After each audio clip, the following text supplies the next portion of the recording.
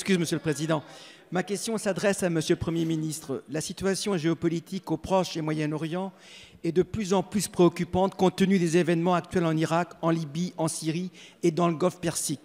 Par ailleurs, les tensions entre l'Iran et les États-Unis ont monté d'un cran avec la mort commandée par le président Donald Trump du général iranien Soleimani, alors même que l'Irak fait face à des tensions internes depuis plusieurs semaines.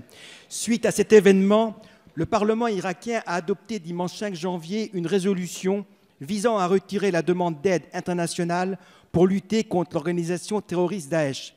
Cette résolution, si elle était appliquée, fragiliserait la lutte contre une menace terroriste toujours présente en forçant la coalition internationale, dont la France est membre, à retirer ses troupes d'Irak. Quelles initiatives peuvent prendre l'Europe et la France pour éviter cette escalade qui déstabiliserait davantage cette région et aurait des répercussions sur notre sécurité? Dans le même temps, l'Iran annonce qu'il n'y a plus aucun obstacle entravant le programme nucléaire de la République islamique sur le plan opérationnel. Cette décision est inquiétante, car elle porte un coup supplémentaire à l'accord négocié en 2015 entre l'Iran, les membres du Conseil de sécurité, l'Allemagne et l'Union européenne. Bien que le gouvernement iranien précise que son pays pourrait revenir sur cette décision si les sanctions américaines étaient levées, la France et les Européens doivent s'impliquer fortement pour sauvegarder cet accord. Notre pays a toujours adopté une position mesurée et constructive pour garantir que les tensions dans la région ne dégénèrent en conflit ouvert. Il sait reconnaître les responsabilités de chacun et doit donc jouer un rôle central de médiation.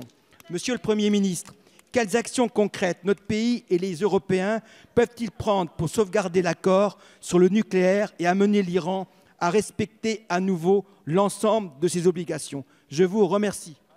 Merci, cher collègue. La parole est à M. Jean-Baptiste Lemoyne, secrétaire d'État auprès du ministre de l'Europe et des Affaires étrangères.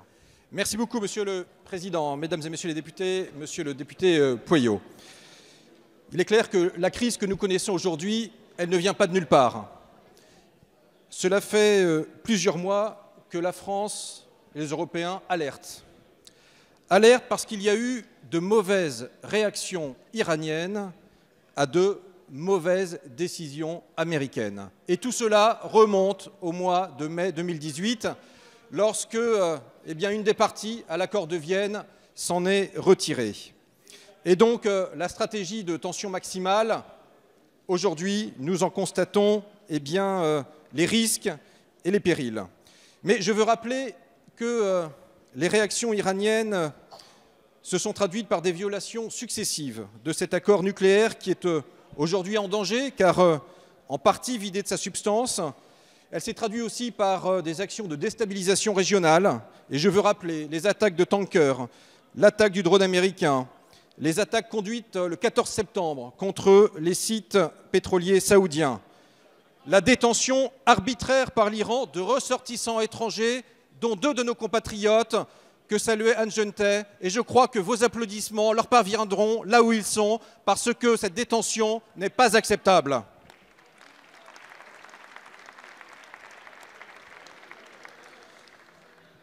Dans ce cadre-là, le rôle négatif joué par la force Al-Quds n'est plus approuvé.